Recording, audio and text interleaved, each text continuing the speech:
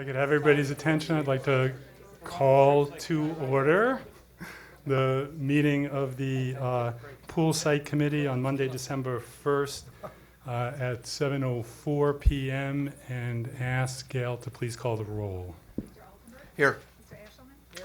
Mr. Kotsky? Here. Mr. Connell? Here. Mr. Cronin? Dr. Gevinson? Here. Dr. Reed? Here. Mr. Ledbetter? Here. Mr. Meister? Here. Mr. Saltzman? Mr. Schuler? Mr. Stelzer? Here. Mr. Tracer? Here. Ms. Young? Here. Ms. Roberts? Here. Ms. Guida? Here. Here. Thanks, Gail. Could I ask everybody to check and make sure that their mics are on and have them relatively close to you so that we can pick up your comments for each other and for the recording. I'll start by saying for those who may not have been to these committee meetings that during the substantive conversations of the meetings we've been doing public comment at the end of the meeting to give the committee the opportunity to have the conversation and then to give the public the opportunity to address us, but also to reflect on what we've been talking about. In looking at the schedule, which includes hopefully coming to a final recommendation next week, depending upon how all this goes tonight and next week, I'm going to suggest that next week we do public comment at the beginning of the meeting before we move to a discussion, to a decision. But for tonight, it'll be at the end. I appreciate those of you who would like to address us, and we will try to keep the meeting to about 2.5 hours, so it'll be in the 9:15, 9:30, 9:45 at the latest range that we'll have the opportunity. So the next agenda item then, let's just move to approval of the minutes of November 3rd. We did receive one comment that there was a place where it described a long course pool as 50 meters by 75 meters and should have been 50 meters by 75 feet. But other than that, well, let's see, I guess I should move it first that we adopt the minutes and ask for a second. Second. Now, any discussion other than that one correction? Okay. So all in favor of approving the minutes as amended, please say aye. Aye. And any opposed? Okay, so here we are. I was thinking about this meeting today and looking over the agenda and thinking over what we've been trying to do over the last 6 weeks and these 2 weeks, and realized that we were presented as a committee with a problem to solve, and during the course of this, what we've been mostly doing is talking about trade-offs and how to solve the problem.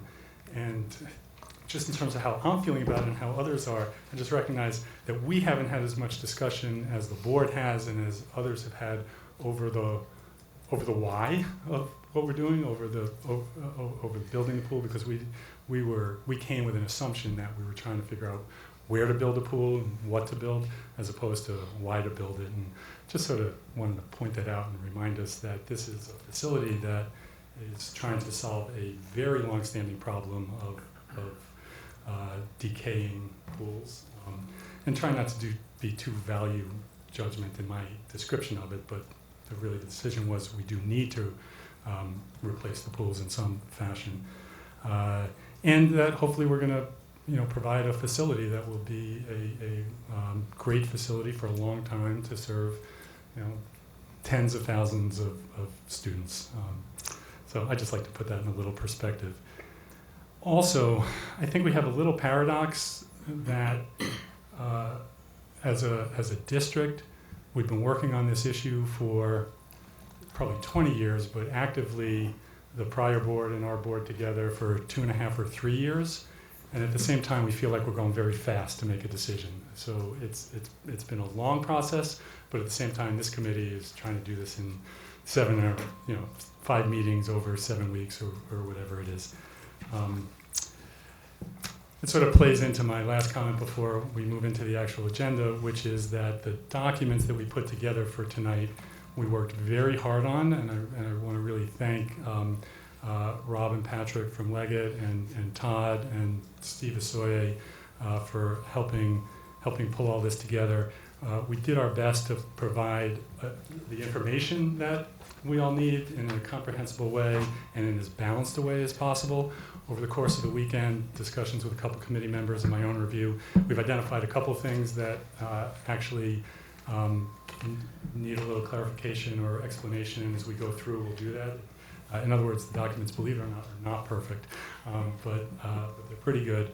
And I encourage all of you, as we get to places where there are pieces that you have particular knowledge about, to point out any inconsistencies or help us make sure that we're moving forward with as accurate as information as possible. With that, a quick look at the agenda. We're going to have Leggett is going to take the lead on walking us through the 11 options. We're going to start with the baseball field, building on the baseball field options. They're listed Southeast facility first, and then parking garage, then baseball, then Lake Street Field, then renovate plus off-site. But we've had extensive discussions in this committee about the first two. So we're going to start with baseball, make sure we get through that and the so-called alternates, and then go back and fill in additional information that we have gleaned since the last time we met on the first two. So we hope that all of that will get us all grounded in the same place over the next 45 minutes or so, and we'll see how that goes. We'll then pause, and Elizabeth Hennessy from William Blair is here, and we'll talk about funding options and particularly from the perspective of bonding and district finances. And then we'll move into a process of deciding which among the options we should keep on the table and move to what I've been thinking of as the finals next week. So any questions on the agenda? Any comments? Any opening comments from anybody? Okay, Rob and Patrick, you're on.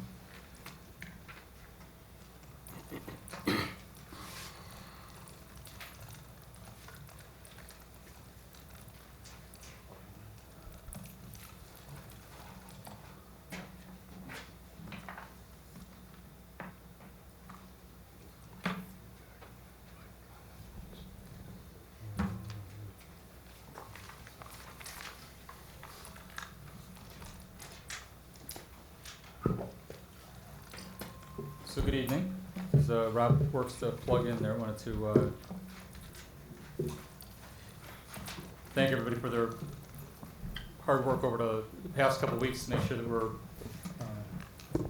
able to get all the information in the right format so that it's easy to understand. We're going to, in essence, making sure that we're using time in the best way. We're going to probably move quickly through the options, but then give you a chance to go back and we'll answer any questions as we go forward. Try to let you dictate how we spend our time rather than working through a laborious presentation overall. So Jeff, you said you wanted to start with baseball. So one of the things, just maybe we could start with just maybe a definition of the concepts of long course pools and what the sizes are, because there's been a lot of talk about different concepts and sizes of pools. Do you want to do that first, and then we'll go to baseball? That's great. Okay. Thank you. Okay, thank you, everyone. This is a drawing that was modified from the original pool site selection study book that we presented to the board. So we thought, just for clarification purposes, we would talk about the overall pool sizes that we've been using in our assumptions and all the diagrams and the planning to date. So this first diagram is the goal, I guess, and that is a long course pool. So the assumptions that we've made is that there are two 25-meter pools separated by a 6-foot wide movable bulkhead down the middle that could have starting blocks in it so that you could start from the middle and swim in either direction. We're showing the competition lanes on the right in this diagram. So if we have a 25-meter pool, and that's approximately 82 feet, plus the 6-foot bulkhead, and another 82 feet on the other side of the bulkhead, That's how we arrived at the 170-foot length pool. So we are talking about a 50-meter pool plus the length of the bulkhead is what we're accommodating. And then again, it's 75 feet. And as we look at usage for PE, we are using a 75-foot wide pool so that a competition, high school competition length pool could be swum in the perpendicular direction. So these could be narrower lanes, but for PE, that would still be a regulation with pool. As we talk about the long stretch option, we're still talking about a 25-meter pool and the 6-foot bulkhead plus diving, a diving well. So the FINA regulations are about 35 feet roughly for the diving. And actually, before I misspeak that, let me just check my notes. Yeah, 36 feet to be within regulation for diving. So the width of the diving plus the bulkhead plus the length of the pool is how we arrive at a 122-foot length for the pool. And again, for consistency purposes, we're still talking about a 75-foot width so that the competition swimming can be done in a perpendicular direction.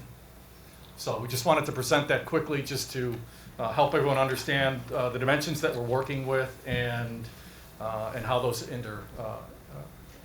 affect each of the options that we're talking about. So any questions on that regarding long course, long stretch? Okay. Okay. So moving on, this is what is currently called option 3, and this is the baseball field site. So again, this is one of the original sites that was presented to the Board of Education. And all of the aerial photographs or images that I have were in a helicopter hovering above Richland Commons, looking back at the building. So we spent a lot of time talking about the southeast corner of the building, which is located here, Lake Street across the diagram here, and then the parking deck, and the football stadium off to the southwest. So in this option, the proposed natatorium is located to the west of the building, to the west of the west pool, and just north of the stadium. Jeff, would you like me to speak to Mr. Gevinson's ideas for this at this time, or? Yes, I think so. So when we look at the baseball building on the baseball field as an option, the question is what do we do with the baseball field? And there are 4 subsets to building on the baseball field option. One of them is that we're calling now 3A, correct? For tonight's purposes, we renumbered them.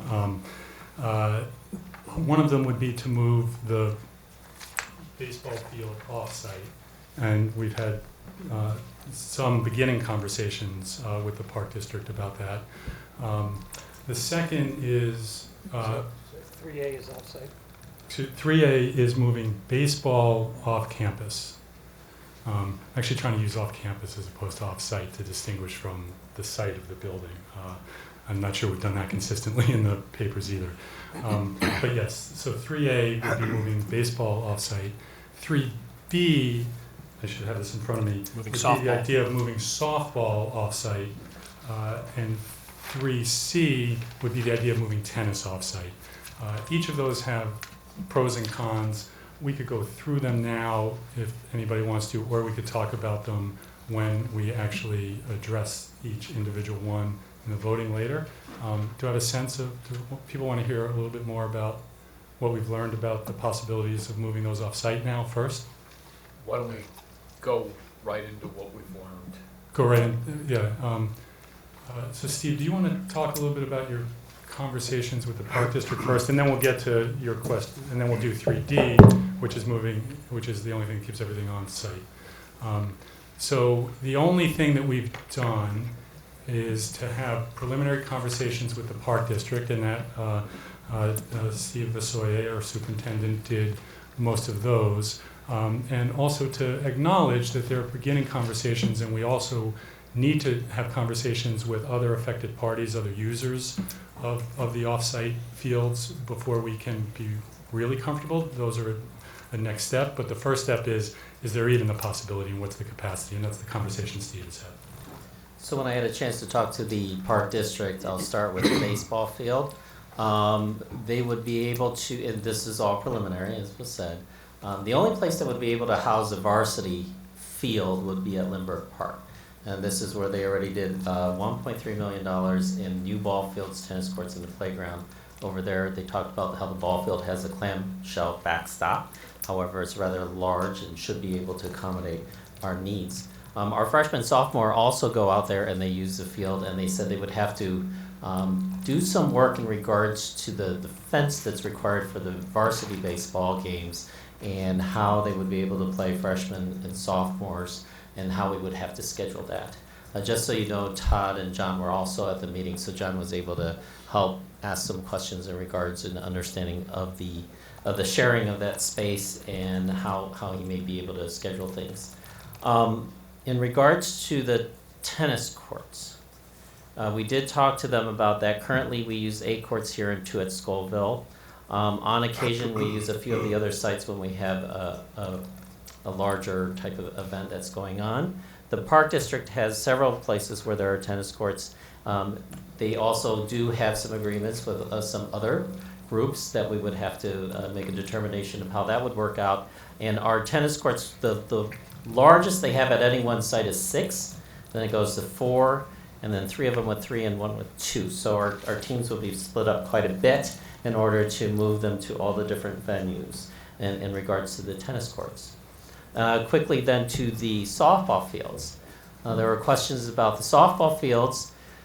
They have, let me pick up where my notes were on that. They have,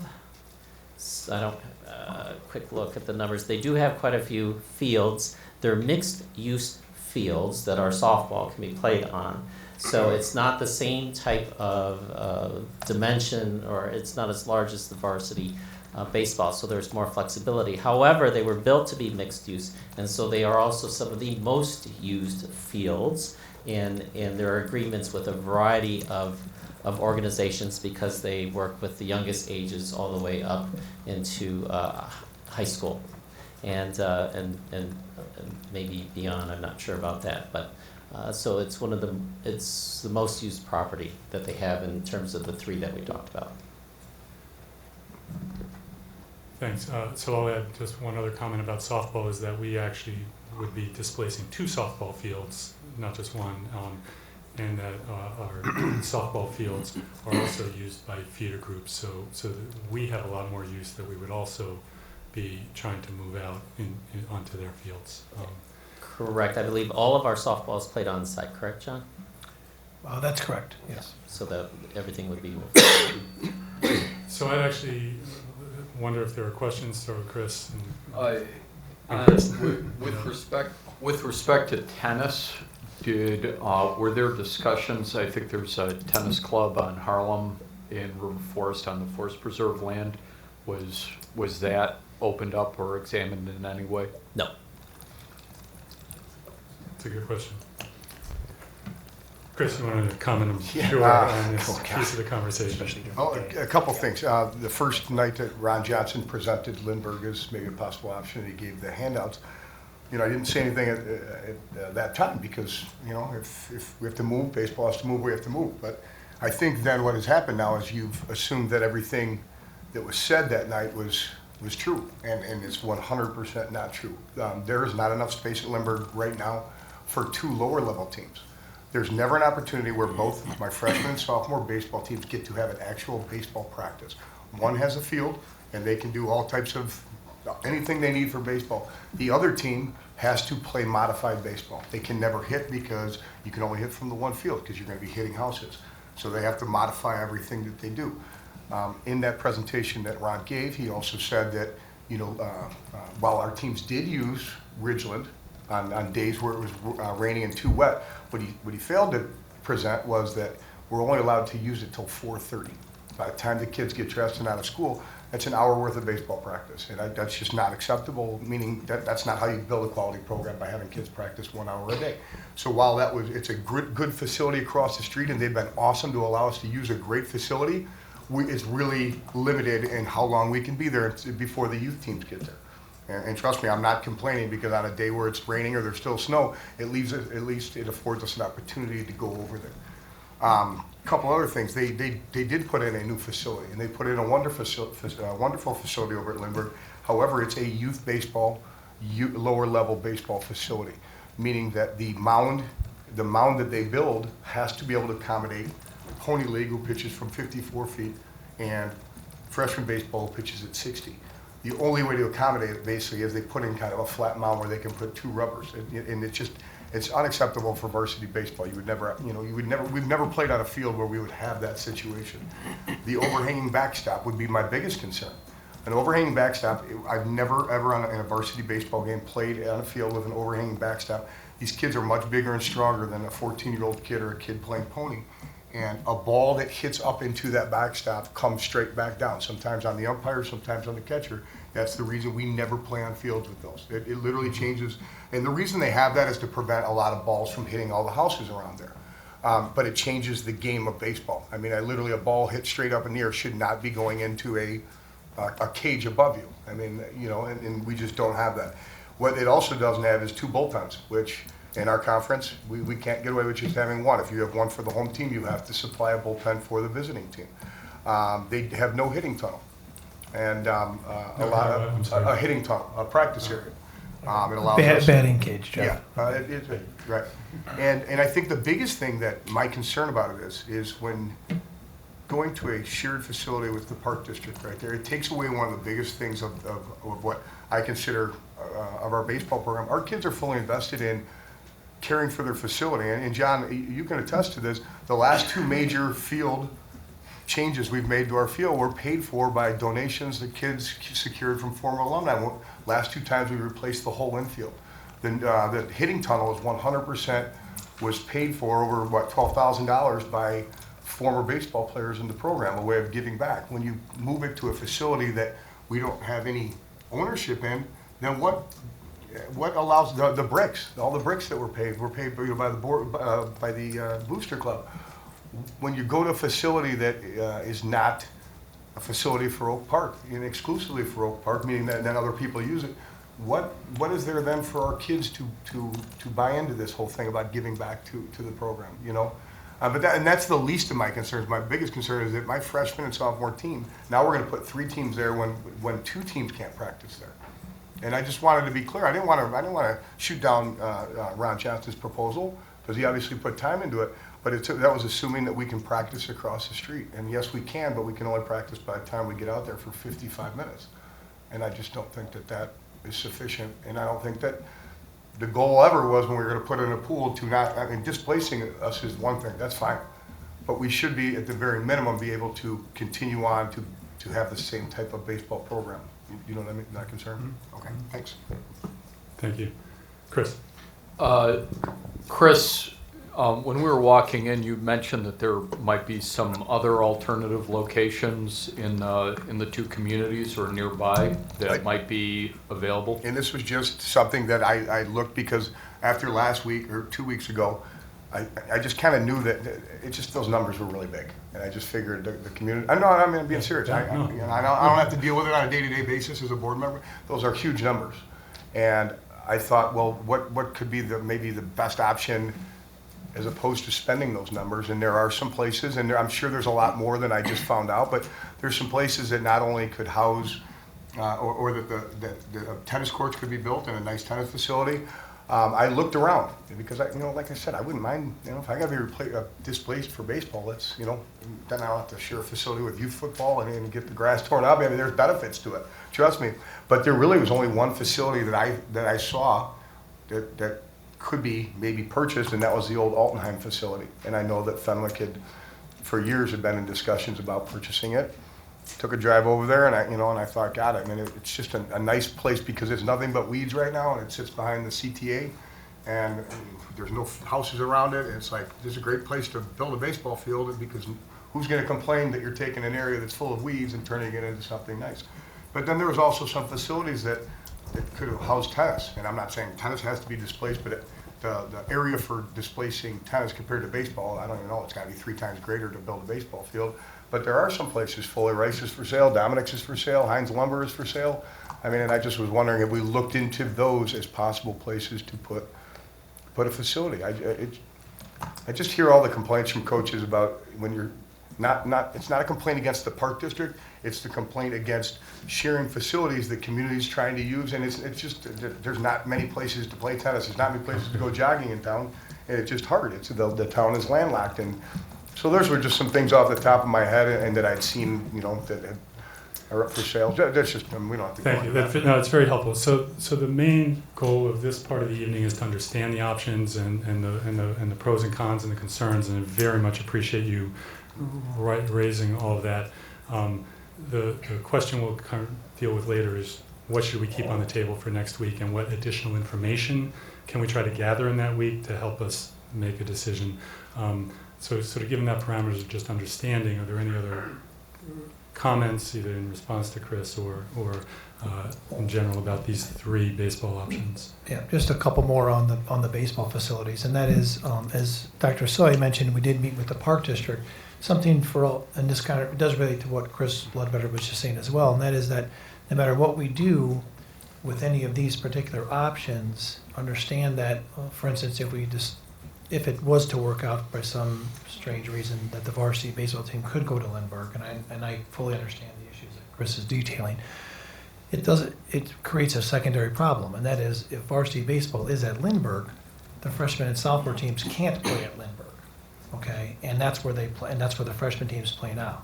So we've lost the baseball facility here, and we're down one field in the community, so to speak, if I'm making sense. I think you should point out that when Yeah. the varsity plays at home, the freshman and sophomore play on the road. Right. When the varsity is on the road, the sophomores play on campus on their field, and then the freshmen play at So, Lindbergh. They so don't- I just want to clarify, so there's an appropriateness of fields issue, Yes. but from your conversation with the Park District, I thought I understood them to say that in terms of total capacity, that they thought that it was at least possible that if we worked it through, we would be able to figure out the scheduling of fields. And it may be that when we go deeper into it, we can't get the right fields in the right place. But is that accurate? Well, I think it's accurate from the Park District standpoint because they never had to deal with our varsity baseball team. What they were referring to, my understanding is what they were referring to was that they would be able to try to accommodate their own schedule of Park District facilities to allow us to utilize Lindbergh for varsity. Sure. That doesn't resolve our issue of Okay. where the freshmen. So you're at least suspicious of whether we could accommodate our whole program through that, if not downright. Yeah, feeling it's and not that, possible. right, and we did, and that was something that was discussed at the meeting with the Park District, and that's something that we're not gonna be able to resolve Okay. because. yeah. So it seems clear to me we just would need to go deeper into that conversation with the Park District to determine whether it's feasible at all and what the trade-offs would be. Jeff, excuse me, just Yes, one Kathy. clarifying point Yeah. though. John, did I hear you say that freshman and sophomore games have to be played at the same time at home? So you Yeah. can't play two games at once there.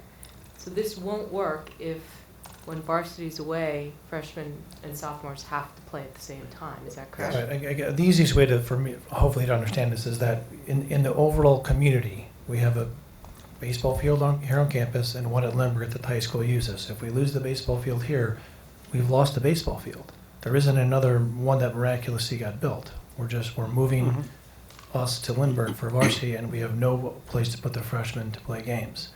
And it's no different with softball. That was the point I wanted to make. Okay, if we lose our softball fields here and we're able to gain something within the Park District somewhere, it still displaces everyone else within the community. And softball is even more so than baseball because they're using our two fields as well. So again, from a big picture perspective as a community, we're losing athletic facilities. We're not gaining them. We're just shifting them around. And I don't know that, there's only so many facilities. There's only so much time in the day. I think it will be very, very difficult to accommodate this.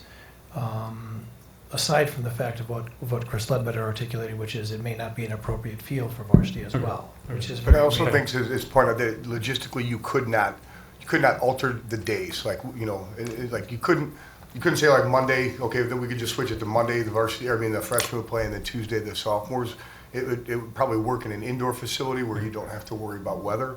But a Monday rainout would then move everything, you know what I mean? Like rainouts then, and in our conference rule, if a sophomore game and a freshman game gets rained out, the sophomore game takes priority, so the Chris, I'm freshman. gonna ask that we concept's stop not trying to do scheduled. the actual Yeah. scheduling and what Well, I'm just saying all that the you issues could are, but do I that.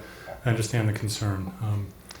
Any other thoughts at the moment? Peter? Just Oh, a super sorry. quick And then- reaction and to then- and Chris's then- comments. Altenheim is a major focus of the Forest Park Master Plan, which is just about to come out. Yeah. Realistically, that's not on the marketplace for the high school to purchase. There's a lot of community interest in Forest Park for them to use it for themselves. And Heinz Lumber is under contract for condos, just those two. Yeah, I know at one time Fenwick was looking to build a stadium at Altenheim, so I didn't know what had happened. Paul, any thoughts on this, please? It's been my experience with Can you get a mic a little closer to you? scheduling of youth sports, high school sports, whatever. The games are one thing, the practice time is a whole different animal, and it's a huge amount of time huge amount of field time that's required to support practice. I mean, you probably need 2 hours a day 2 or 3 hours a day for each team. That's 6 hours of field time per day. That's to the loss of a facility. 6 hours is almost impossible to make up. So. Thank you. One more. Joe, please. Rick Garden, the Park District, their own leisure study and benchmark came out maybe last year, showed that there were 4 times the number of tennis courts against their own benchmarks for a community our size. So while we might not have the bundling and the quantity in our, per location, we may have a quantity within our service area to think about better utilization of those facilities that are already present. Certainly it's a scheduling and it's a tournament issue, but by their study they had plenty to give up.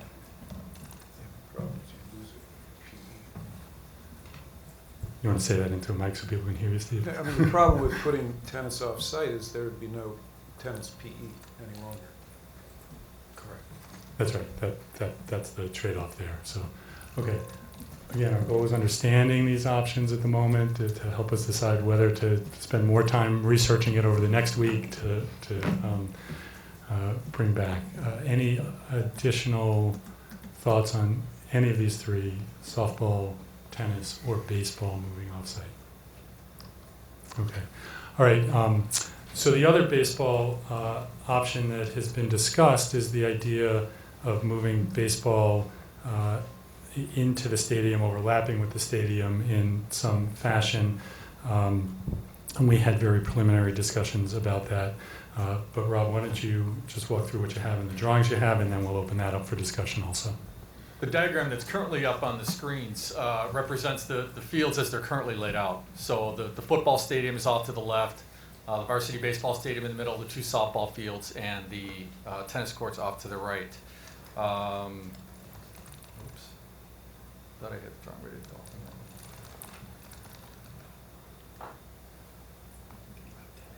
This is a similar drawing that shows and the orange bar represents the footprint of the new natatorium building. So assuming that the varsity baseball field could be shifted over and overlapping the football stadium, that's what this diagram is representing. So the space between the varsity baseball field and the softball fields could be infilled with the natatorium building. And this is just showing a rough outline, not a rough outline, an accurate outline actually, of the 370-foot outfield fence of the varsity baseball field, and then the size of the infield as it overlays the football stadium. So the existing sports fields are in red, and then the new proposed baseball field is in blue in this option. Clarifying question, Rob. In this option, the natatorium, or the pool building, if we could call it that, is not in the same place as you showed us in the initial helicopter shot, right? You Yes. needed to move that north in this. Correct. In this So, scheme. if in the original schemes that we showed the board, that the building would be right here. The pool building would be right next to and behind the visitor bleachers at the stadium. So in this scheme, to make room for the outfield, the natatorium building is shifted to the north. And where does it match up? That's what he's. That's not exactly what he's. It's a different. The version that you have in your hand is showing the natatorium building with a soccer field overlaid. I don't know if I have access to that one tonight. I don't think I do. I could email Oh, it. sorry. Yeah, why don't you do that? If you have it, This one is far more important to look at than that. Steve, if you have it easily accessible, email it. to, Give me a second, I have just about everything on my laptop at some location. yeah.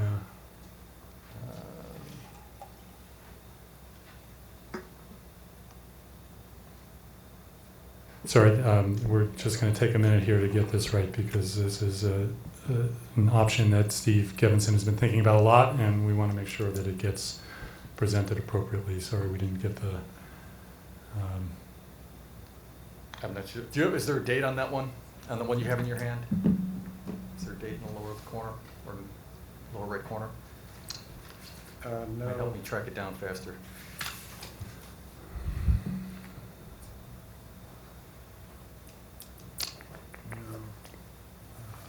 No, and I can't remember. This will take me a minute to get up.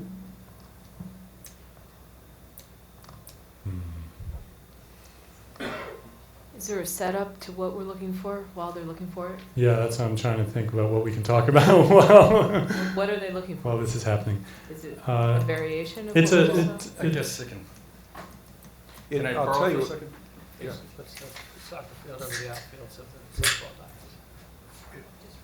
It's a drawing that actually had the building a little bit closer to the outfield wall and had drawn a soccer and lacrosse field north of the building.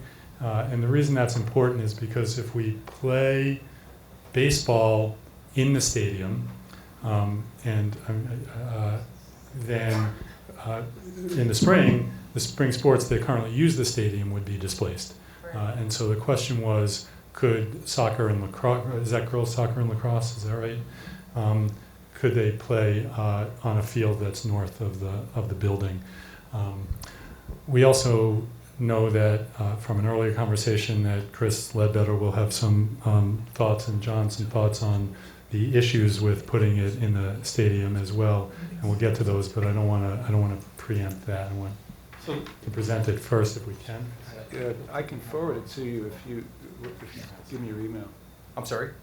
I have it here if you give me your email.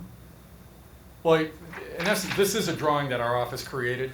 Actually, I just don't have access to this exact file, but essentially what I've tried to do on the screen very quickly is demonstrate what this drawing is showing.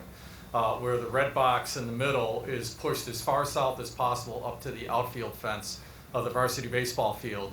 And the resulting space from the north side of the natatorium building to the infield of the softball field is enough room for a soccer field. So it's, maybe that would be easier just to pass it around. But not, we're going to get it to you in a second, Rob. What surface is the infield made out of? it would have to be turf. It would be a turf infield and a movable mound of some sort. And all or of portable these. mounds. Yeah, once it's up, I'd like to just say a few things about it, but, Disconnect.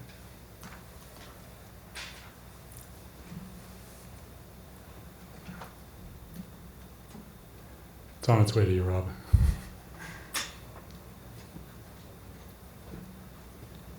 Sorry about that, everybody.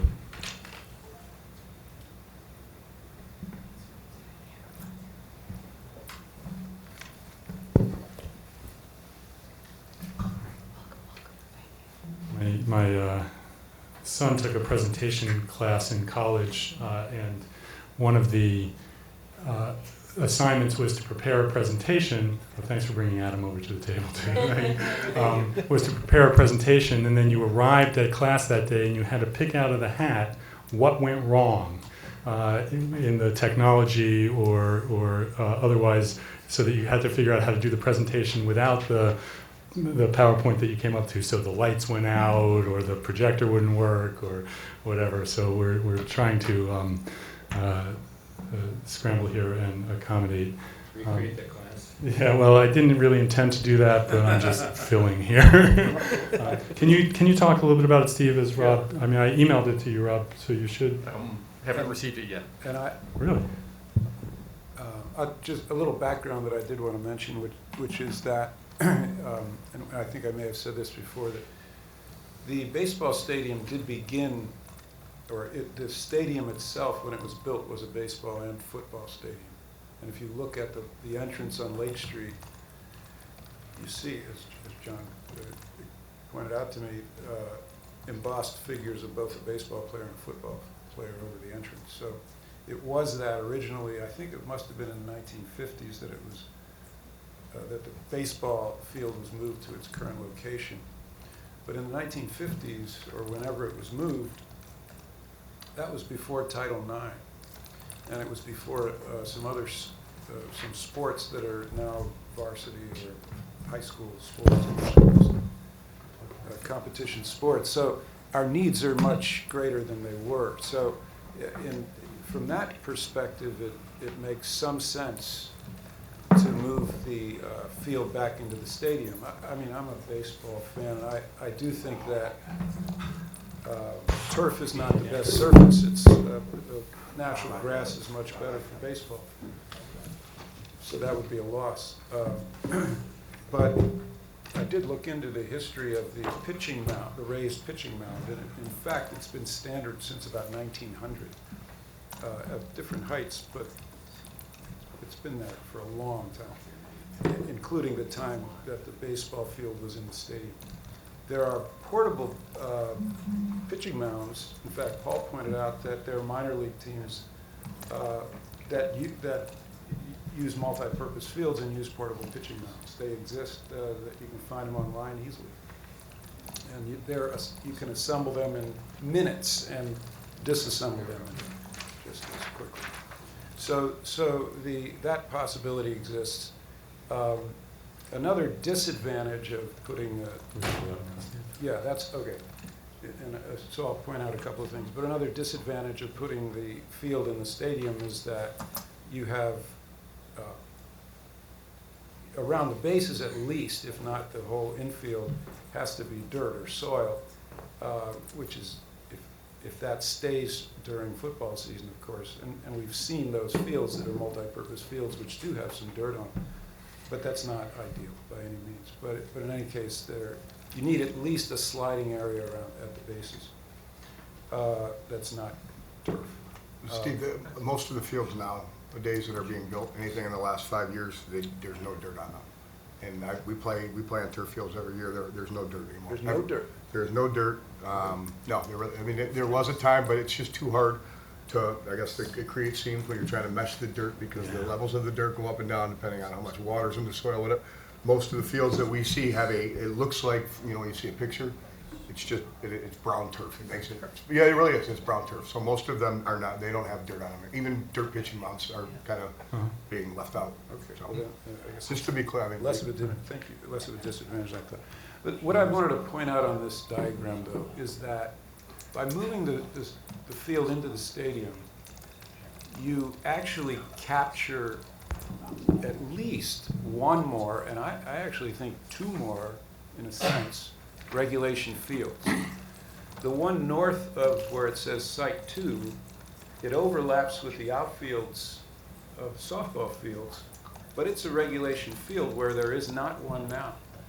So that could be a soccer and lacrosse field. You would have some scheduling conflicts with softball, of course, but it is a regulation field, and so in the spring, where you were going to use, or where currently lacrosse and girls soccer use the football field, they would not with the baseball field there. But the other thought I had is, if you look south of the site for the pool, you have an awful lot of space there that could be another regulation field when baseball is not scheduled. So you could actually put a field south as well, which would alleviate, I would guess, some scheduling problems. So you would then have a regulation field north of the swimming facility and south of the swimming facility, where you'd have a lot of multi-purpose stuff going on. But it seems to me you might have some possibilities that there's no other way, if you're going to keep it on campus, keep everything on campus, that would accommodate it. I also think that because there's so much room with that baseball field, and if there were some problem with bullpens or dugouts, you could actually move the football field a little bit north, just to make sure there was enough space on the sideline or on the first baseline, off of the first baseline for those needs. So, I'm just trying to point that out. I mean, we'll get to the discussion, to the vote later, but those are things that I think are important to point out about at least the viability of this proposal as I see it. And there may be things that Chris and John have to say. Yeah, that- And I just have a couple. One, I don't, it's just my opinion that there is no field south of the swimming pool because, in the spring, because if that's gonna be the baseball field, then there's somebody on the baseball field every day. If the varsity wasn't playing, the sophomores would be playing, so that you could never use that field because then the people on that field would obviously get hit by a ball. You know what I mean? So they're really, I mean, I don't know how you could, I mean, I don't think there's a field south of it in the spring, maybe in If others. it's used every day, then you're. Right, yeah, no, baseball is used every day, because if we're not on the field, you know, we practice there on days we don't have games, and on game days it'd be varsity or softball. The other thing is, where would, when you look at this diagram, where would people sit? Like, I trying to look at that field to the north, and then that kind of overlaps the softball diamonds. Where would bleachers go for people coming to games? And I think then the last thing that I was wondering is, if we put the baseball field there, then what happens to the visitors bleachers for football, which are permanent now? And I know at one point the baseball field was there, but at one point we didn't have lights, and we don't have 6,000-7,000 people in a football game every Friday night. Meaning, like, I think we need bleachers, even bigger bleachers on that side. Am I right or wrong, John? I mean, it has to be bleachers there. Yeah, that was one of the comments I was gonna ask as well, Chris, but you please That's finish. it. No, I mean, I think that was, I mean, yeah, there are, most of the fields being built now are all turf. You said that, you know, one of the downsides of it was having to go turf. I don't look at it that as a downside, just because of the amount of traffic that our fields get. You know what I mean? Like, a turf field is a great field when the field's being used all year round, because it really never gets a chance to recover. So that would be a positive for kids in the Bay, and so many more schools are going to that. So that was it. Just a couple things on the actual baseball field within the stadium. The turf aspect of that, as Chris said, is actually a potential positive. I do think we have some issues and some concerns to deal with regarding the permanent backstop that would have to be placed in the southwest corner. How that's gonna just work in relation to the football field, the dugouts and the bullpens. I do not see bullpens located on this diagram at all right now. That's something we'd have to talk about. The bullpens, I'm sorry, the dugouts are as they're positioned right now, would be either on or completely adjacent to the current turf field, which would then not allow us to play soccer and football on that field, because those are permanent structures. There are no visitor bleachers accounted for football games right now, and as Chris mentioned, we're averaging 4,000 to 5,000 fans a game. And we're actually talking about, can we increase the visitors bleachers as they are right now? So that's a concern that we have to deal with. And then probably even more problematic than all of that is, although that is a regulation lacrosse and soccer field, what that means is that only one of the three sports, softball, lacrosse, or soccer, can practice or have games at the same time. And that is not currently the issue that we have right now. So you can play a lacrosse game on that field, and then softball and soccer have nowhere to go whatsoever on campus. Or you can play softball and vice versa. In all three of those sports, as Paul mentioned, the most important issue that we're talking about here is practice time. The softball fields are used every day from 3 to 6 o'clock for either practice or games, just like baseball is. The stadium is used for soccer and lacrosse from 3 to 6 p.m. every day for practice or games. This has now created one facility for three sports, and that is just not going to work logistically for schedules or practices or games. Thank you all. Any questions or comments from any of the other committee members on this one?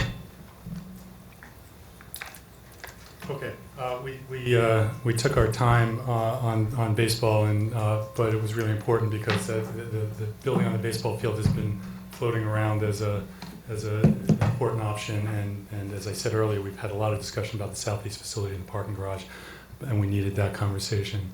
Let's, Rob, move to the Lake Street field briefly and see,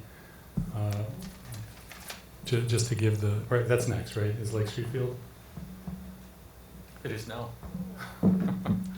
Jeff, Yes, Tom? can I go back to that? John was just talking about, do we have any data? He's just saying what the utilization, there's really 4 segments that I saw. There was the football field, the baseball field, the softball field, and the tennis courts. And so do we have any data that includes physical education during the school day and then post-school day activities that just talk about the utilization of those 4 plots? I mean, in the spring and fall, there's typically a class on the football field pretty much every period of the day, except for if the buildings and grounds have to groom it in preparation for. Let's not run through what the data is. Is that written up somewhere? Was that part of some of the work you've already done, John, or not? Yeah.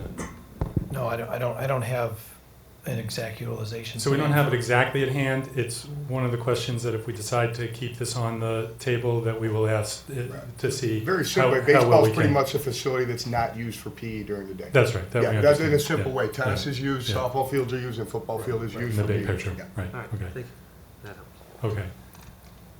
The Lake Street field option, which has been floating around for a while. So this is the Lake Street field site that was proposed to the board. And basically, the Lake Street fields are located here, south of the main campus. And the proposal is to put the natatorium building on the west side of that field and to, or leave the remaining spaces, open play field spaces for PE and practice and competition. So it takes up a little bit more than a third of the area that's there. And the running track or the walking track, whatever you want to call it, its fate would remain unknown in this option, whether it would just be shortened or eliminated because of the reduced size of the field available.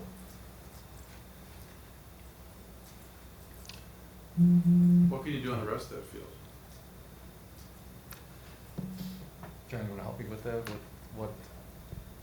So I believe what this would allow us to have is one full-size soccer, lacrosse / field hockey field. Whereas right now, we have 2 full field hockey fields, lacrosse and soccer. So it just basically does not, it just gives us much less flexibility, again, for utilization of that field for practices and games. If you're looking, this is the current setup right now. So you can see that the soccer and lacrosse field is a east-west location. When there is a game going on there for soccer or lacrosse, if you look at the south end there, thank you, down there, that's still a practice facility for another different level of soccer, different level of lacrosse, or field hockey, depending on the sport and the season. When field hockey is going on, they can play 2 games at one time. We start those games a little bit later in the day so that they're allowed. And if Jeff, stop me if I'm getting into too much detail. I'm sorry. Okay. No, that's all right. It's just to give a sense of what it is. So where we have this much space right now, and again, and I guess going forward, if we want some utilization data of exactly how often that is used, I think we can come up with that before next meeting. But basically, my opinion is that that field is utilized nearly to its full extent as it is for that square footage. And if we're going to put a pool on it, it's going to greatly diminish how we're able to utilize how our sports are able to utilize that field. Again, I guess with any of these options, nothing is impossible. But we will. Again, it goes back to we will have lost green space. We will have lost one field that we're currently using, if not at 100% capacity. I'd say at least 90 to 95% capacity right now. And so it just makes things much more difficult. And again, we're not adding something to the community. We're not adding another field. Everything else, as we all know, the Park District is absolutely busting at the seams for their utilization as well. So I would also add to this that in the board's conversations about it, concerns were raised about students going across the street during winter for swimming and back. Both the time that would take and how much water time, time in water you would lose, and plus it's one thing to be running across the mall with your hair wet. It's a whole nother thing to be waiting for lights and moving and walking in the cold. And so I will speak for myself to say that this option had not been very attractive to me by the end, and nor was it. Didn't have a lot of energy at the board, as I recall, at the end. So if anybody wants to, make the case for this or understand it better, I'm absolutely open to reopening it. But I'm not trying to kill things too prematurely here, but we do have to take some things off the table eventually.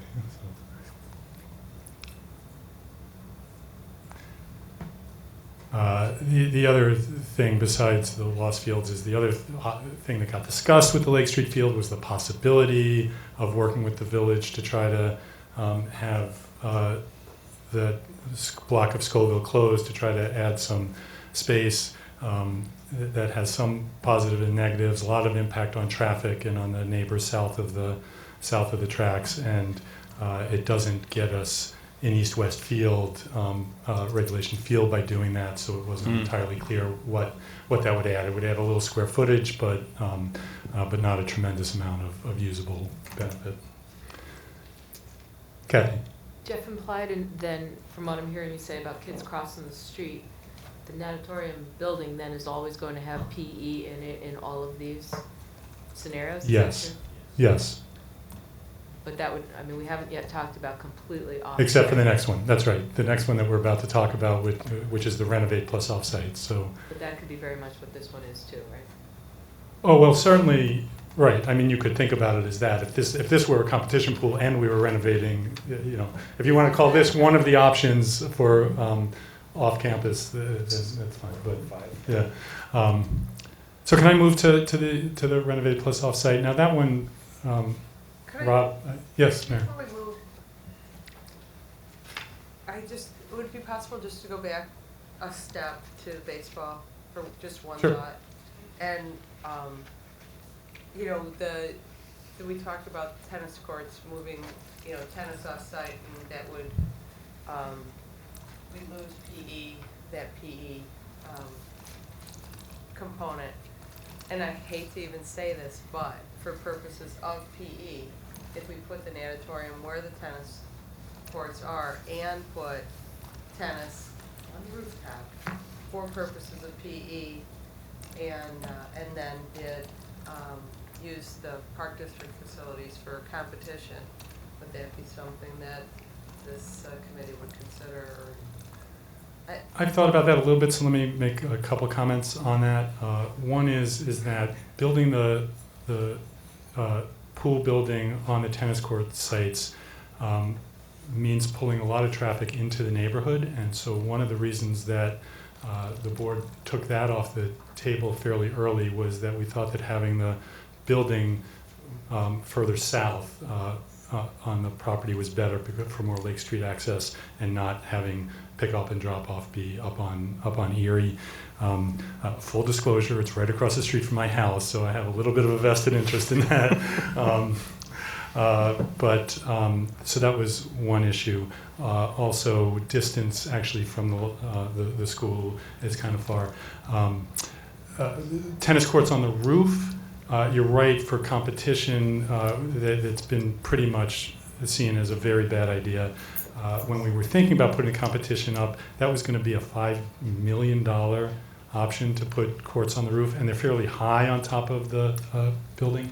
Another idea has been floated, which is if we build over there and take competition tennis off-site, the possibility of at least looking into putting a roof over the parking garage, and Leggett took a very brief look at that and said they thought that we could put 5 courts up there, not priced. We haven't done any pricing on that, but it's at least a possibility to put the swimming pool where we've been talking about on the baseball field, move baseball and softball north, and if it were really helpful for PE to replace those courts, there's at least a possibility that we could look at the top of the garage for that.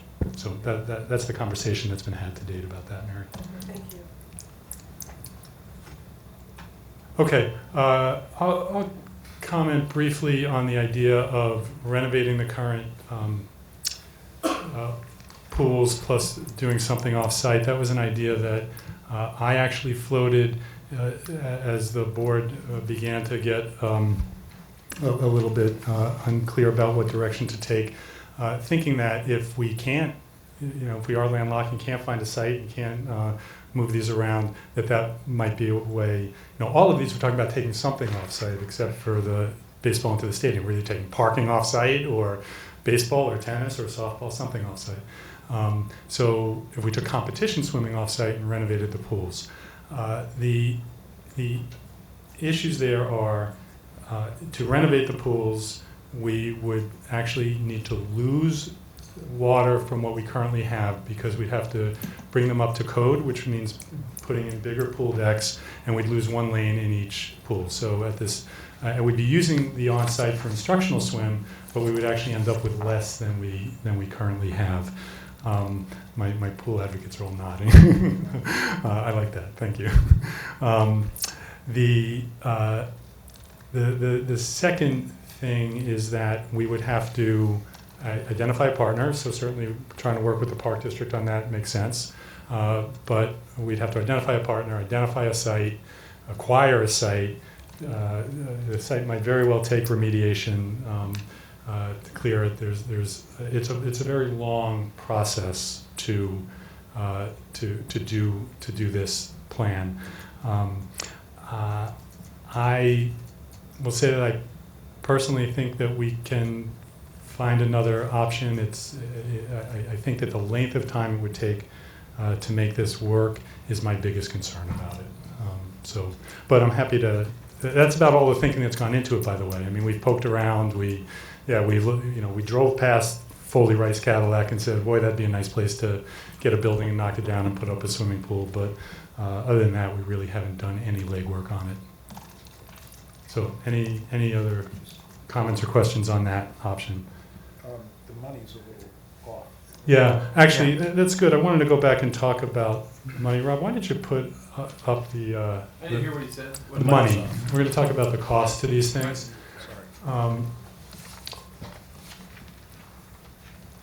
And again, I'm a little worried about time, and we still have a lot more to talk about, so I'm going to try to run through this a little bit quickly. We've been talking about baseball and Lake Street and now off campus. So the bottom 7, 4, 5, 6 on there. You'll see, you just scroll down just a little so we can see the heading. Okay, so we can see that the new pool construction costs are very similar for the 6 items we've just talked about at $34,300,000, or for the the $32,200,000 is the off-campus pool. The only difference between those is that the ones that are on campus have some site preparation built into them, either moving fields around or buying and demolishing.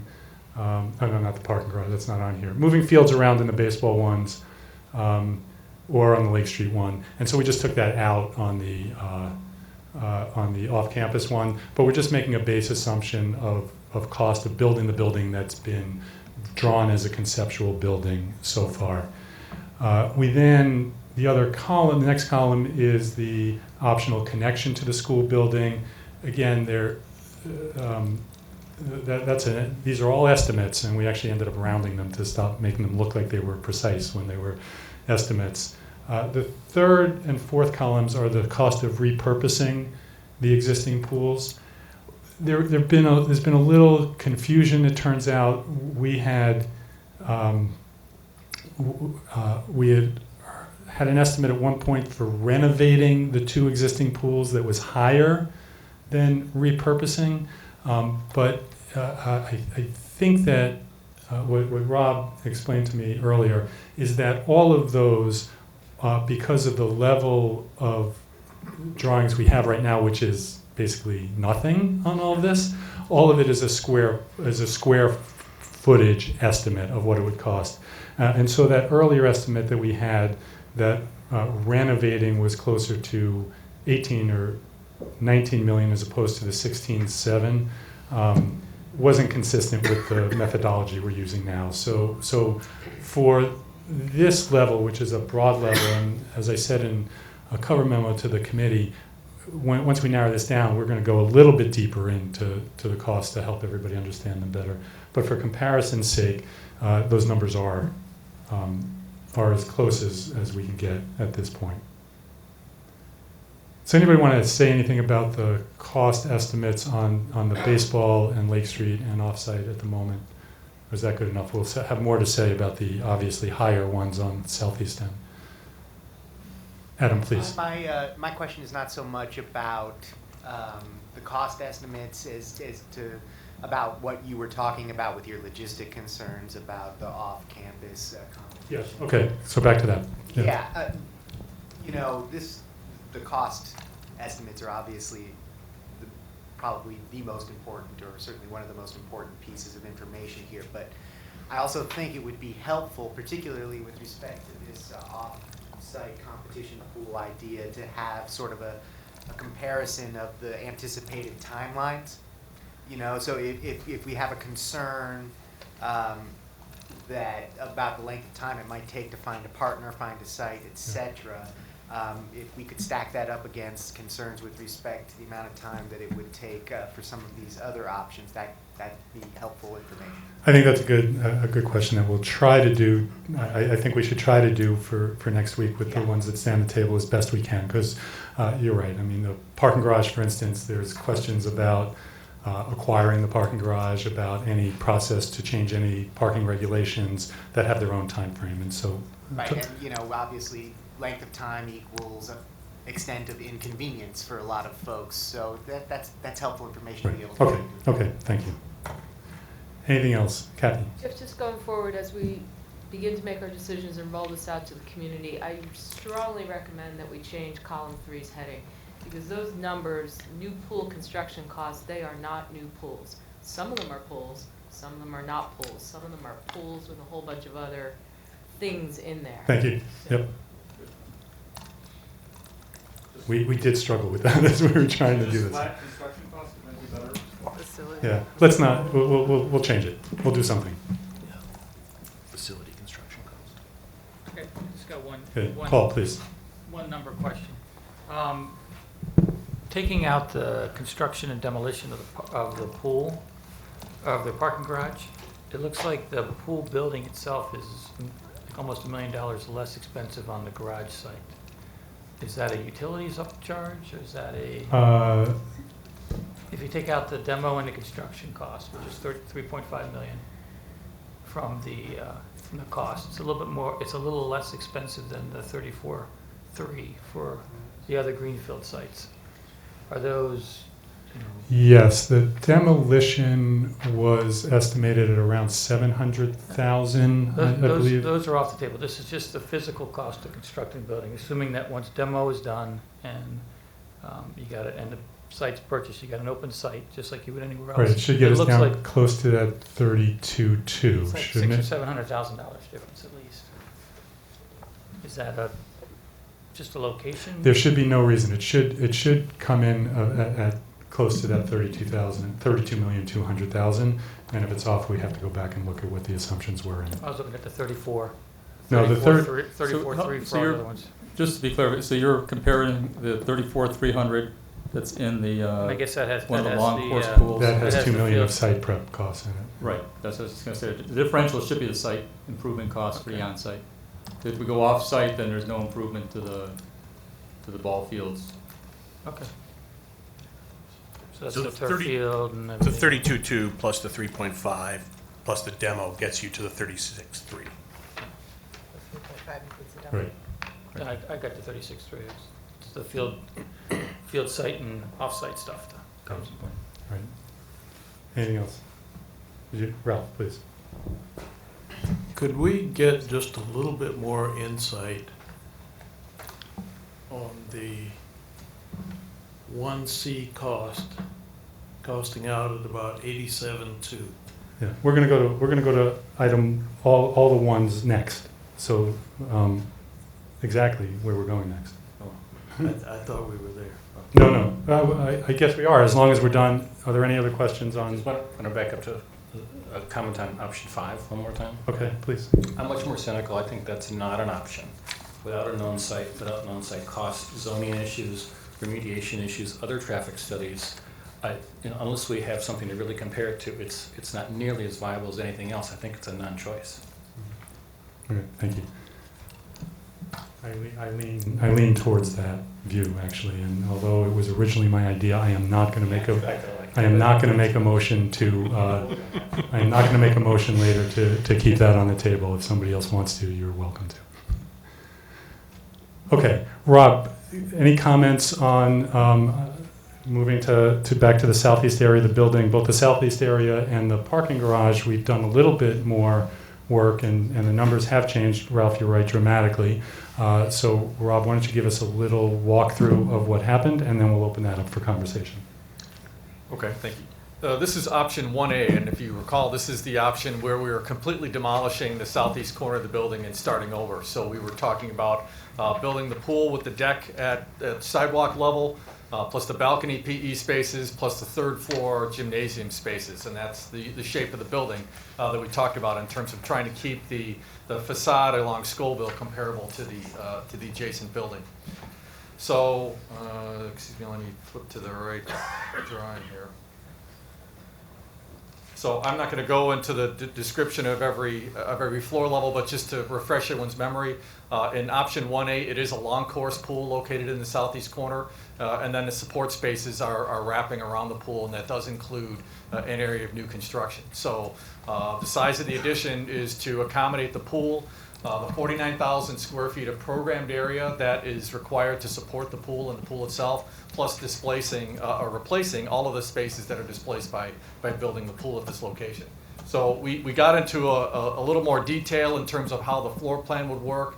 We met with Henry Brothers to talk about constructability, exactly how much of the building's affected. There's more excavation required. There's some additional constructibility issues in terms of maintaining the additional structure. So the bottom line is the cost did go up from the last time we presented this to you, and it went up significantly to where the new pool construction cost by itself is approximately $136,500,000. And again, these are, as Jeff mentioned, are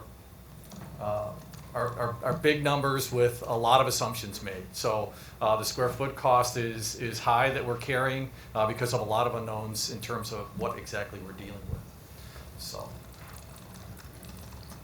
any questions on that? I don't want to dwell on too many options, so you have time to. That was just 1A, right? That's 1A. Talked about. Correct. Should we look at? I think we should look at all three before we discuss them, just to. Okay. Like we did with baseball, get the overview, and then we'll go have discussions as people would like. So 1B is also building in the southeast corner of the building. This is looking at the pool with the east-west pool orientation. And so this is the location where the pool will be located east-west, and a long course pool will not fit in this location. So this is why we talked about a long stretch option earlier. So if we show the area of a long stretch pool, including the 25-meter lanes, the bulkhead, the diving area, plus the deck surrounding it, you can see the size of the pool in regards to the surrounding space.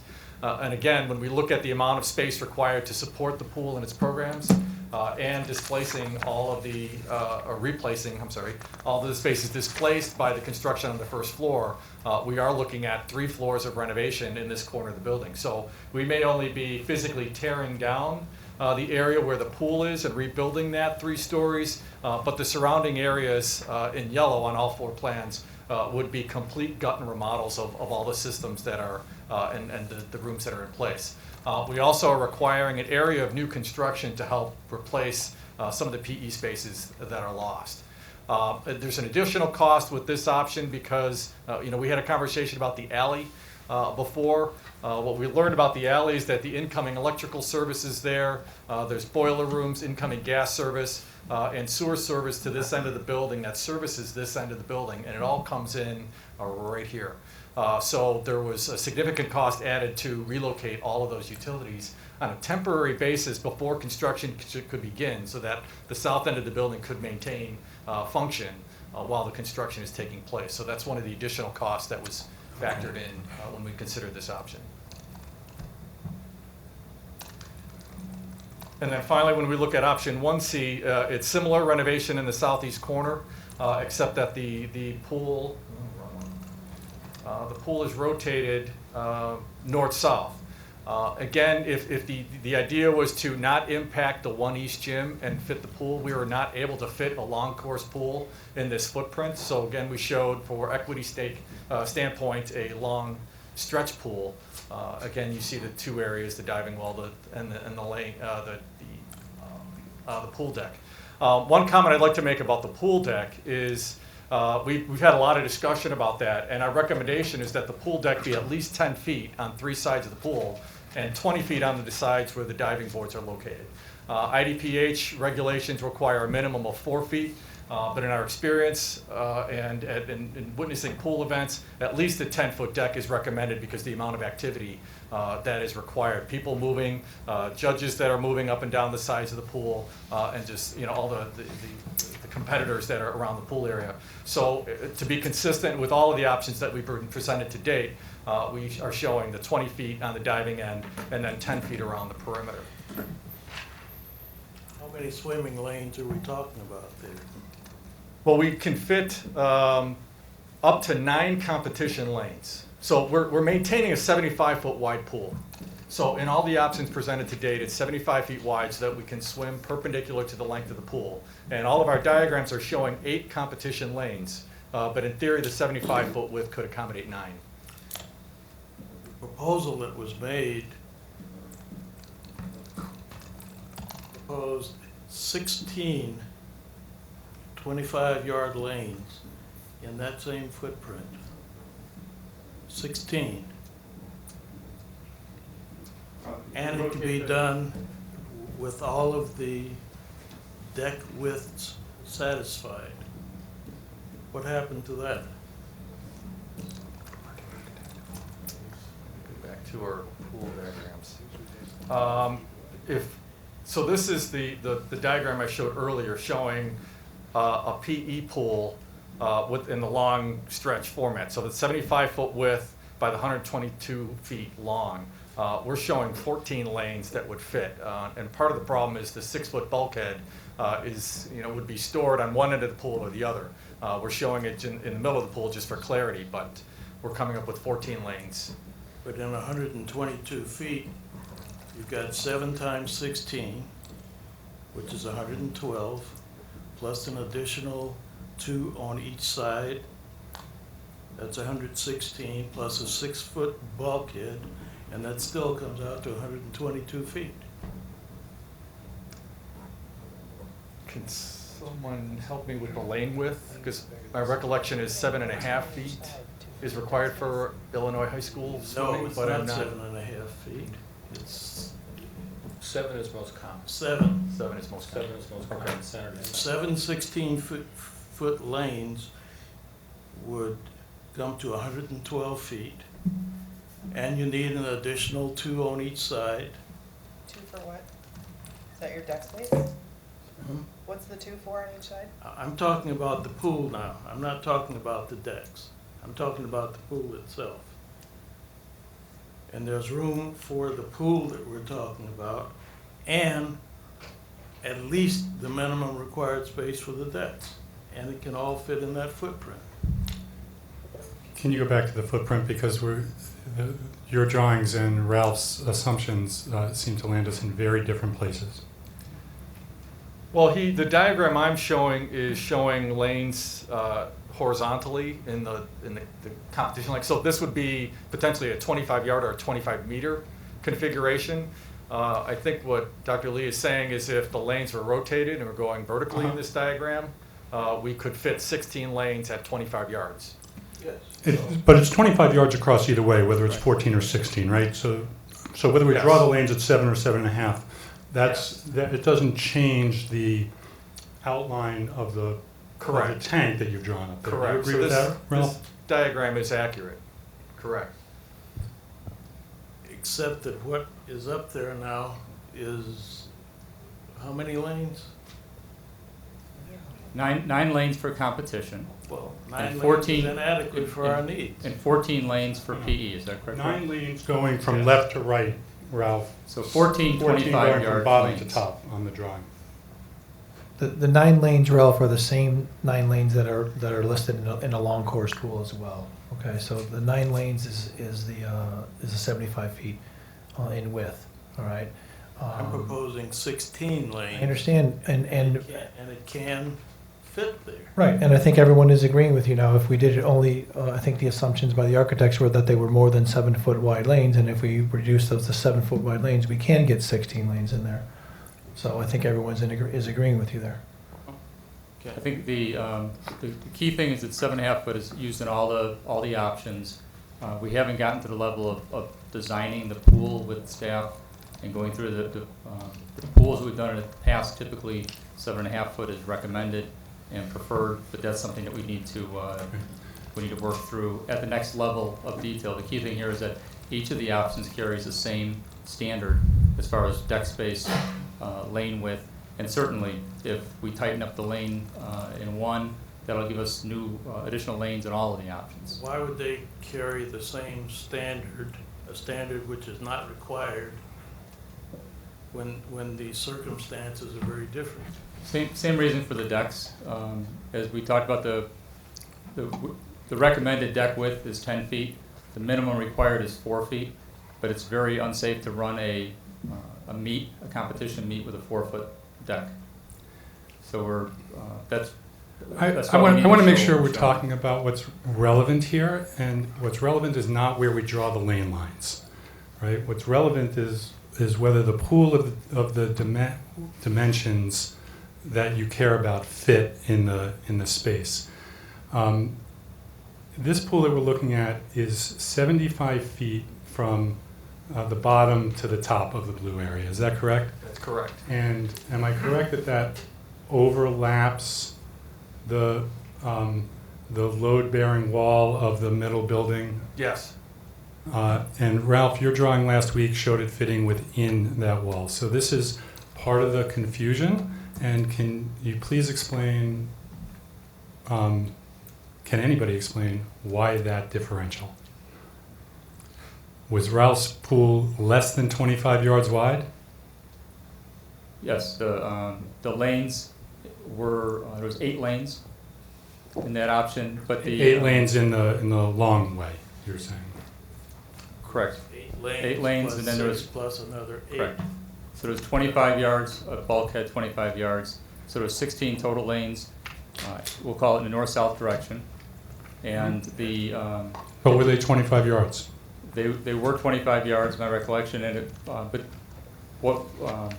The area that I drew the went deck much space closer was to smaller. the east gym. Correct. And Rob, those can you point to those the girls' west wall of locker the east rooms gym? were not there. Correct. This wall. Yes. Oh, I'm sorry. Wait, the west wall of which gym? West wall of the east gym, right there. The south wall? I'm sorry, south wall. It's rotated on that stuff. So that's the area. Actually, Rob, why don't you draw a rectangle on the area that from Ralph's sketch, because we did study that and compared it to what would fit. We used that as a concept, but matching the standards that were set for the other. Maybe we change the color of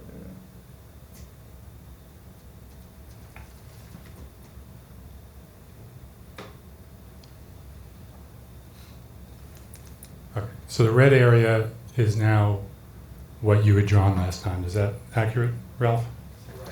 With 75 foot lanes going vertically, as that diagram is showing, so that you've got 16 25-yard lanes.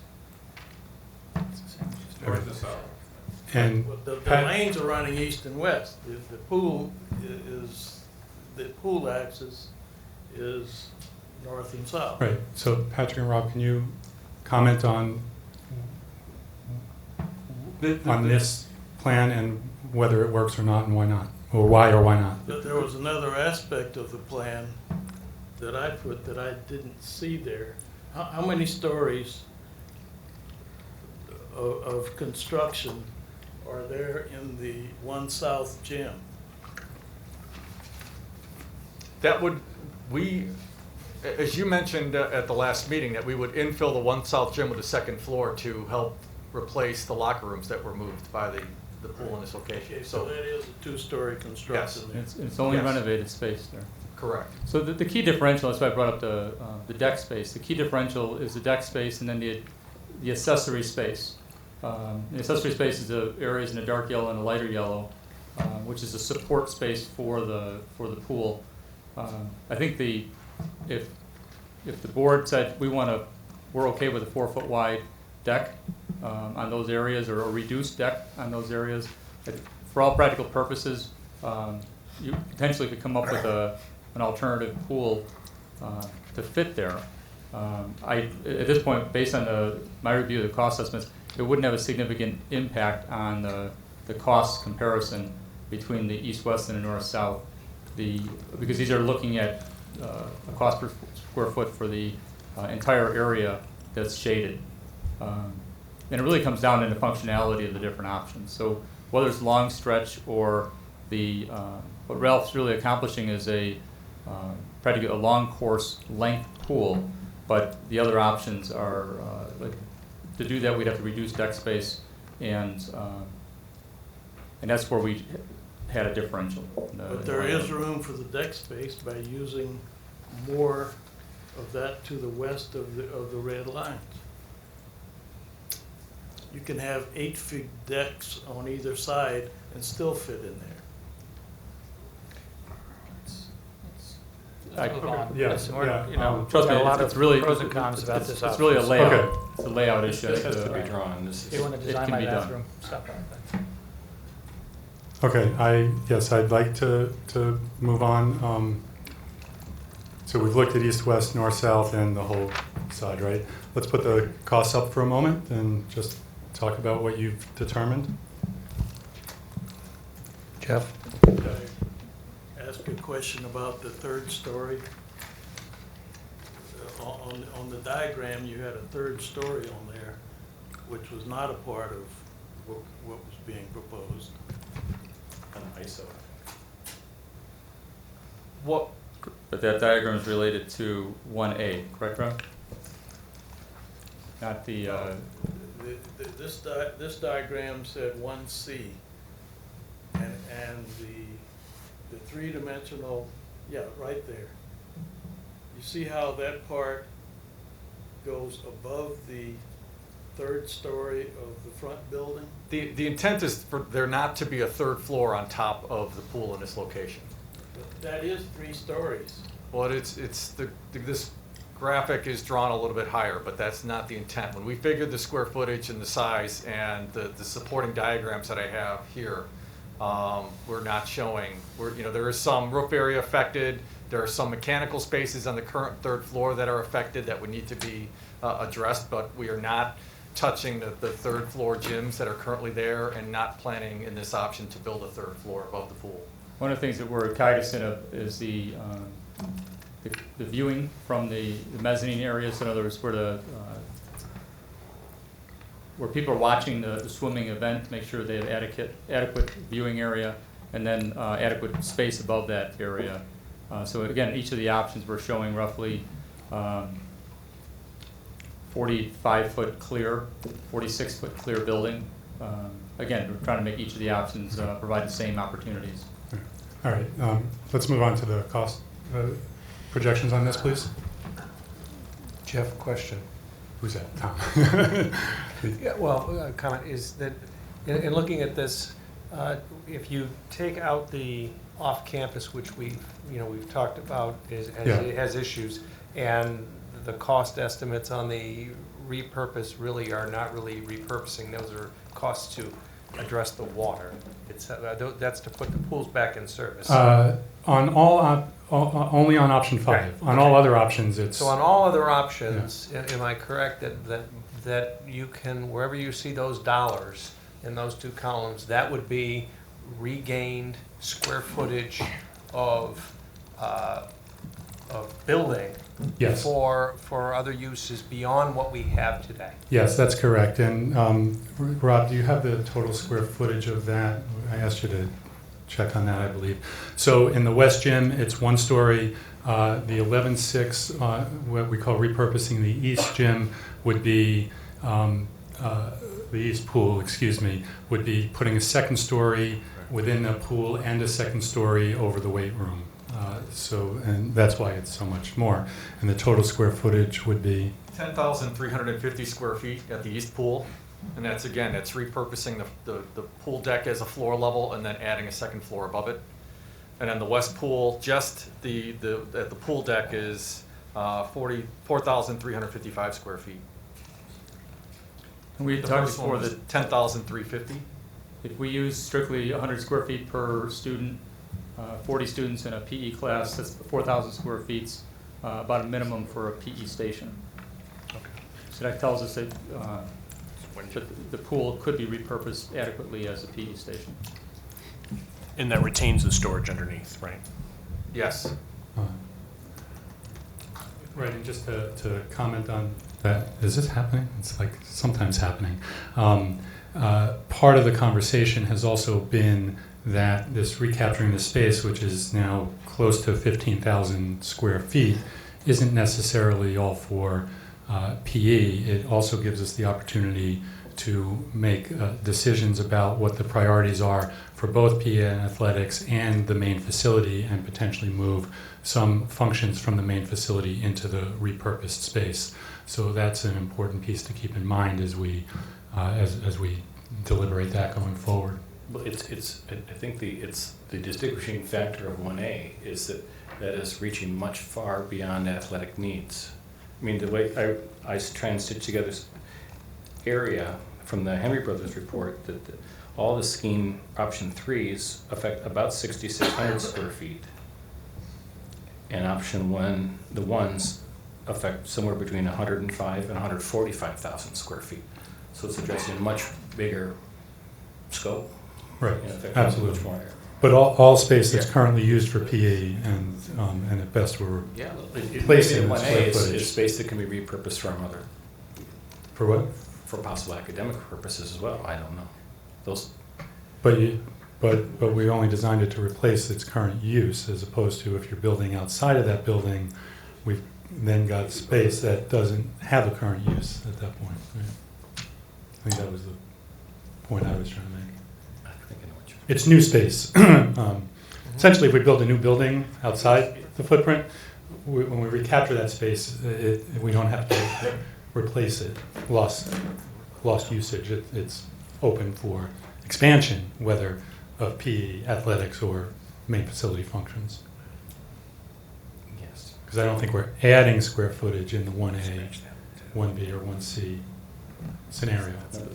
But the scope affected by that It's enormous. is Yeah, There is yeah. a small addition in each. more than. Oh, that's right, there is a small addition by that long. Okay. Yes. Right, I understand. That's right, and you're recapturing the West Pool in those scenarios also, that's right. Okay, you want to just walk through the numbers quickly on this, and we're going to really are going to try to move on. So option 1A, the total project cost, including to repurpose the West Pool, was $141,600,000.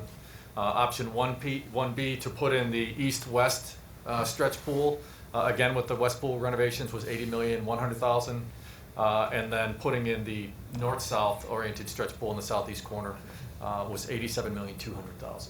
And that includes a small area of new construction in each option, and renovations in all 3 floors in that corner to repurpose existing space and recreate what was displaced. So the area affected is still quite large in each. When you say all 3 floors, that's referring to which? In all 3 options, in the southeast corner, there are 3 floors in part of it and 2 floors in other parts. And when I said that, that's the usable floors. There's also the basement. So technically, when we're considering the renovations in the affected area, we are also considering below-grade space for the pool volume. Mechanical space is below grade. In some cases, some of the pool support facilities and other athletic facilities could not be accommodated above grade, so we put those below grade just to make sure that we are accommodating all the spaces that were moved during the renovation. Good, thank you.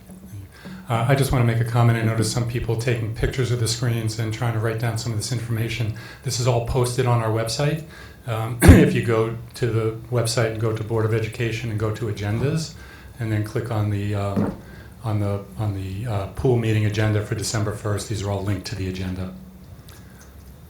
Feel free to take pictures, but just so you know you can get to them. Okay, any questions or comments on the southeast corner? One more question. Yes, Ralph. If we look at the difference between the lower group of pools in the area of $52 million, and you compare that with the 87, that's about $35 million more. What is it about the nature of what we're doing that burns up $35 million? If you could, obviously, when you're working inside something that's already constructed, it's going to cost more. But I'm not familiar with the idea of it costing that much more. What are some of the ways, in layman's terms, you burn up about $35 million in constructing essentially the same thing that you're constructing from? Because we're not constructing the same all thing. playing Hey, Rob, let me take it. We had the same issue, the same concern. So we had additional meetings. We met with Henry Brothers, Al Steffner is here, who prepared all of the cost estimate for each of the various options. We're up to about 26 options. We went through the analysis. The way the contractor thinks differently of space than the architect does is one thing we learned. The other is Al went through a very specific process on how the existing building needs to first of all be investigated, and the cost is significantly higher because you're really doing multiple operations in the same area over a longer period of time. So it starts with the analysis and the shoring of the existing building. As we talked about last time, because the buildings, parts of those buildings have been there before others, that there's shear walls, there's other connection points between the two. Mechanical, electrical systems traverse those buildings because at one point they were viewed as the same building, and so there's mechanical systems that cross over. All the power for the transformer for the entire south side of the building in each of the 1A, the 1B, and the 1C impacts the main transformer for the entire south side of the building. So there's a need for temporary power to be brought in during the majority of the course of construction until there's alternate transformer space available. Again, we haven't gotten to the point of engineering how and where we put in a power, new transformers, how and where that would be fed to be backfed to the existing building. The other thing is once you take all the existing systems and replace them elsewhere where they're connecting to other spaces, then you have to come in and do a slow process for removal of the demolition. So it's not a quick operation at all. Like the parking garage, we saw a much lower cost for demolition because this is basically going through and taking piece by piece, component by component, and removing through a very narrow alley space. So Al's gone through the process that he envisions for demolition, and then the process then to start construction as you start to dig down to create the pool basin. Because what's there today is much smaller. It's shoring the perimeter of that entire area and then digging down. We've done this recently on a project last summer before last, and we watched that happen. So just like you're digging a foundation in the city, you're going to come in and hammer down shoring all the way around that perimeter and then be able to excavate the proper amount of soil to be able to put in the shell or the base of the pool, as well as the mechanical equipment components, and then start to build back up again. So as you build back up again, you're also working in a very confined space for each of those three options.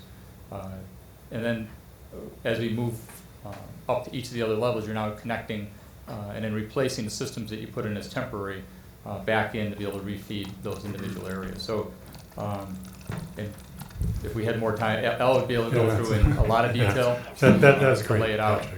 Multiple sketches and diagrams he's done, and we do trust what he's doing. Thank you. That was very helpful, and it actually reminded me as you were talking through it that I thanked Leggett and staff for their work, but I didn't thank Al for the work that he was doing behind the scenes to do this costing. So Al Steffer from Henry Brothers is also an important part of the team, and I thank you very much for all the support on this. Can we move to the parking garage? There's less to say here.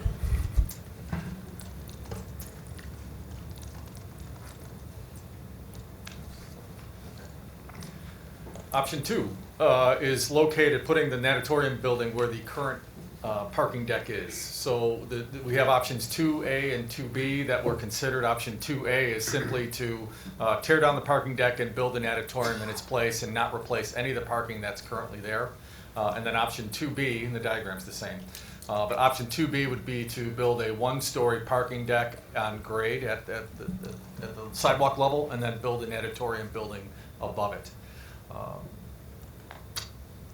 Pretty self-explanatory, but if there's any questions. For clarification, earlier when we looked at this option, there was a concourse level that connected the pool building to the high school. That's not included in these options. But I know if someone goes back and studies some of the earlier options, they saw that type of a connection. The other thing, we do show a connecting link back to the PE side of the building, as well as renovating about 3,000 square feet of the existing space in order to make that connection. The other thing I want to be clear is we spent a lot of time last time about if we took the pool structure, which has been estimated out pretty clearly, so we're comfortable with the $36,300,000. The debate that we've had back and forth, again working with Al, has been the cost of putting the 100 parking spaces underneath that. We have drawn an option, a version of that. Right now, the numbers we're looking at is carrying an allowance of $6.7 million to add that layer of parking. At one point, the cost estimate was as high as $15 million. But really for option 2B, you want to have a footnote in there that that's an allowance for parking until we get into more structural layouts and really understand how the parking fits around the shell of the pool. That's a good allowance to be carrying at this point. And then they both carry an allowance of $3.5 million for purchase and demo of the garage. And again, that's we're looking. I'm sure there's various ways of interpreting that, but that's what we're carrying right now for a comparative basis. Right, so two quick comments on that. One is that in these numbers, we changed the amount that we were carrying for purchase of the garage. From early on, there had been a $2 million number in there, which had been an estimate that didn't have wasn't attached to anything. For this purposes, we made that 2.7, which it reflects the current outstanding debt on the garage. We don't know if once we actually get into a conversation with the village, if we were going to transfer it over, what the actual cost would be, but we wanted to tie it to something that we could point to, and so we chose the outstanding debt number without accrued interest. So it's the outstanding principal on that. The other thing I'll say, we're all here tonight except for Steve Schuler. And as I said last time, once we had these, I did go and meet with Steve just to get his input on this. And one of the things that he just raised as a possibility is that if we do end up talking about numbers that get into the higher end here, that another way to think about this is that if we could put a level of parking at ground level, and if 100 spots isn't enough, to also ask the question, what if we also went underground? That would probably add the same 10 or 12 million that we had earlier, but he just wanted us to just float that idea as a modification of current 2B. So even with the current option, when we talk about it being kind of at grade, it's not really. Well, I just want everyone to think about what does that mean. So if you drive your car in and you have roughly 9 foot clear as you go in there, then we have structure. We figured a couple of feet for structure. That's will be at something around 11 feet. I mentioned earlier the pool building itself is roughly from the floor level we figure a 45, 46-foot building, right? So if I'm doing my math right, about 57 feet. Now we also got to think about the depth of the water itself. Right. So in our initial layout, we didn't plan any cars parking underneath the diving well, but we do anticipate cars parking underneath the rest of the pool. So we figured an average pool depth being about 6, 7 feet, plus the depth of the concrete in the structure to support it. So if we say parking is at grade, we're pushing a building height of 61, 62 feet overall, which on Lake Street, the requirement, current zoning is 45 feet. So is it possible to go higher? You know, is it possible to make some other adjustments along the way? You know, could we go from 62 down to, if you even took 5 feet out, that'd be significant. But that may require taking that parking and doing kind of partial level, or like an English basement type of thing. So that's why when somebody says, can we So add another 100 layer, underneath isn't a great idea. it's just going to Okay. push that up Okay. to 11 feet. Just So good, that's why. And before you know it, it's a 7-story I actually building. hesitated to say it because we don't need any more options. But it was a good point that we really need to think about how things stack. Yeah, It's a good, that's very helpful. analysis. Okay, any other comments or questions on the parking garage? As much Trish? as we may not need another option, in your opinion, I do think based on our parking studies and the needs of the faculty and staff and community concerns that prior to the parking garage facility, I think 100 spaces isn't adequate. And so I do think we need real costs to an option that incorporates twice that. Okay. I couldn't hear what you said. 100 spaces is not enough? No, I mean, it's, So you know, okay. yeah, I don't think, we have 300 right now, and I think 100 would be inadequate. Right.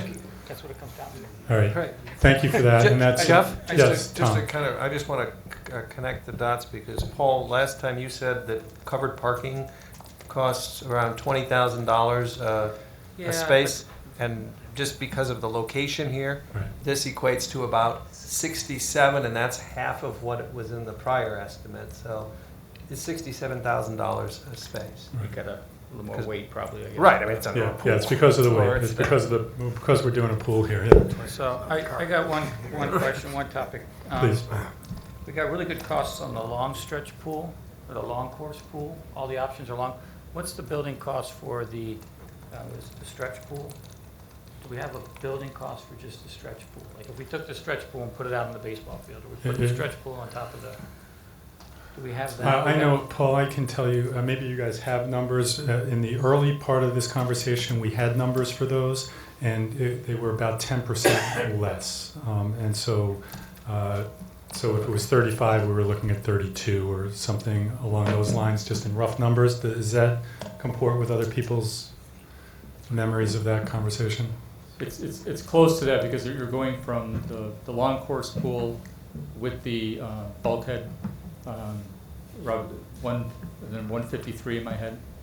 Is that you're going 153 to 122 as far as the overall length. The width stays the 170 to same. 122. 170 down. 170 to 122. Okay. It's pretty significant. Forget it. So it's it's that differential. However, the cost, a lot of the mobilization costs and the upfront costs, utility costs stay the same. So it's you'd like to think that it should be, if it's 40% smaller, then it should be 40% less money. But it's not the analysis that works out that way. But and we can dig that up here. We have the whole chart if you want to get the exact number. Okay, well, we can get it before the end of the evening, that would be great. But just to clarify, the 10% differential is ballpark at least? I'm almost certain that that's right, because that's why we made the decision to stay with the long course. That at that point we thought, the 50-year throw on this wasn't worth And the extra versatility of the long course versus cutting it back. The logic was that the amount of locker room space doesn't change. We still have to accommodate Sure. the same number of Right. students for two Right. PE stations. The number of spectators doesn't change. The mechanical spaces are slightly smaller, but now, so overall, the building didn't shrink dramatically, even though the water was shrinking. Interesting.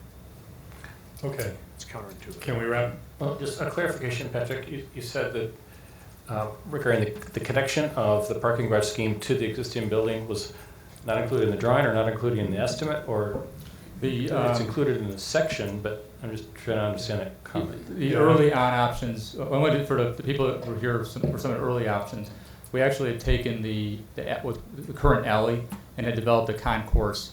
So there's a complete connection from the new pool building to the existing building. That has come out of this option, and what we are showing is a connecting bridge, we'll say, across the alley to the, And that bridge is in this. The attaching of the second floor is shown as a, The 1.2. the pricing is shown separately up there, the broad estimate. The very high level estimate, or second floor estimate. Oh, I see. Okay. if I could just answer the other question, the earlier on options, this was what we called option 2A, which had a long stretch pool on the existing baseball field site. Standalone building excludes elevated connecting bridge. The number is 31.7 million. So that's to compare to the that's pretty good. 34.3, yeah. That's Correct. So less than 10%.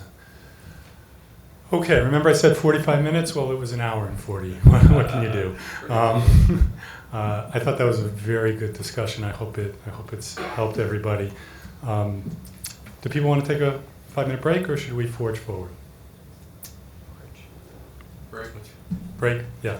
Let's take 5 and a little bit of a palate cleanser, and then we'll come back and we'll talk about funding, and then we'll move into voting on these options. Give us all a little chance to process.